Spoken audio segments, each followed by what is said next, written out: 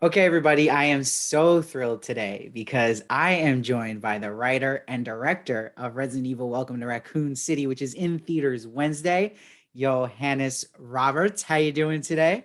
Hey, I'm good, man. Thank you.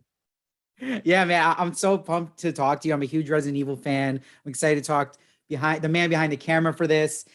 So just you've gone on record saying you've based this film off the first two games. How do you decide how much to keep from the games in the film and what to kind of cut? Oh, yeah, that's a tricky one. I think very early on, it became very clear this is the path forward to go back to the first two games to tell something that was scary and recreate. To be honest, for me as a fan, recreate the feelings I had when I first played the game as a student. Um, and then, really, the thing that actually while I was writing it, well, we decided on this is the way forward, and we were sort of talking about different avenues we could go and things we should include and not include. And then Capcom dropped the remake of the second game, and I started playing that, and I was just like, guys, this is the movie, man. I mean, this is fucking amazing. Sorry, I don't know if I can swear. Sure, sure. Yeah. It just blew my mind. The atmosphere, the cinematic, the visuals were just so cinematic. The atmosphere was just incredible. The gameplay was amazing. I was just like, oh my god, I love this. So that became like a cornerstone of what the movie would be. And then it was just sort of working out how to bring in the elements of the first two games together into one sort of night of terror. Yeah, and that's exciting that you've played the remake too, by the way, because that is the best version to play. So Oh my that's cool god. to hear that. Yeah. Yeah, hell yeah. So what character's point of view can we expect to kind of be the primary one in this film, and what went into that decision for you? Well, what I wanted to do is I wanted to do a proper. I'm a massive John Carpenter fan, so the way I sort of viewed this was like Assault Precinct 13 with zombies. So it was an ensemble piece. So I wanted the iconic characters. I wanted Chris. I wanted Claire, Wesker, Leon, and Jill all to come together, kind of for the first time, and it's like an origin movie, and then we would see them in different, like I sort of with Claire, she's the drifter coming into town, so that's how we're sort of introduced to the world. With Leon, he's this disheveled, hungover anti-hero that just sort of wakes up and it's his first day on the beat, and it's through him that we kind of explore Raccoon City for the first time. And you've got Chris and Jill and Wesker, who are these small town guys that never left this kind of small town Stephen King style version of Raccoon City. So each person sort of brings their own sort of point of view and sort of carves their own little world out into this narrative that we get. It was it's a jigsaw puzzle. Like each one of them is as important as the other. So, and each has something to say about Raccoon and Umbrella and the whole world. So it was tricky, but it was fun.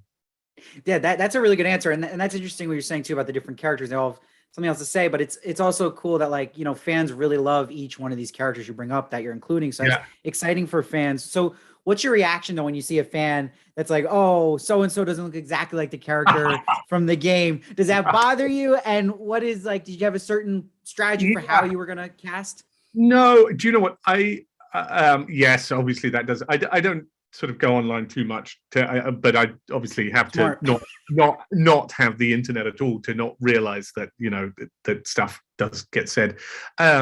So yeah, the way we approached casting is like Kaya was the first on. I know Alex Arja, who directed Crawl, quite well, and I watched that and I was like, she'd be perfect for Claire.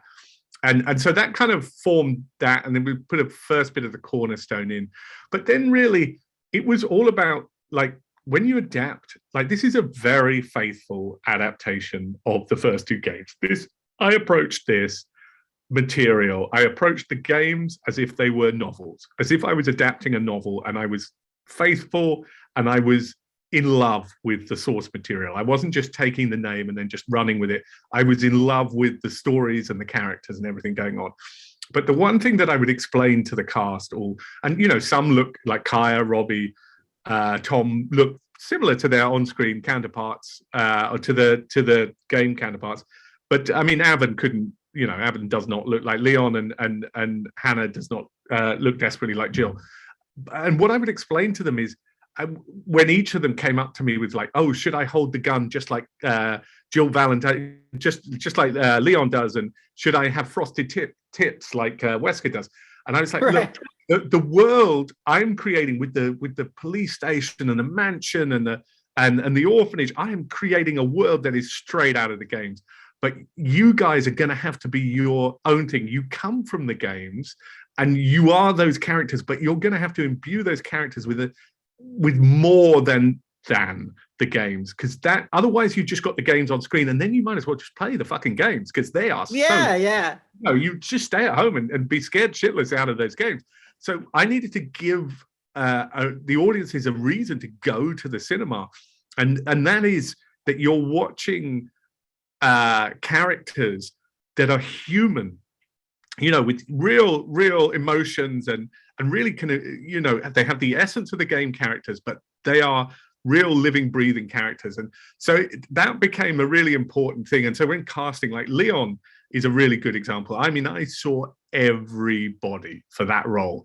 He was so important to me because he was the role that when I was writing, that I got into the script with. I explored the world through Leon.